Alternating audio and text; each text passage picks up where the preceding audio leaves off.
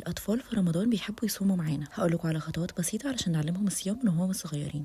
أول حاجة نعلمهم الصيام التدريجي، يعني مثلا يصوموا نص ساعة أو ساعة، وكل مرة نزود 10 دقايق أو 5 دقايق على حسب الطفل ما يقدر. يستحسن يكون عدد ساعات الصيام قبل الفطار عشان يفطروا معانا. تاني حاجة، يا ريت بلاش الصيام اللي هو من غير مية. يستحسن نديهم المية في ساعات الصيام بتاعتهم عادي، ومرة على مرة كل ما يكبروا نحاول نقلل الموضوع ده.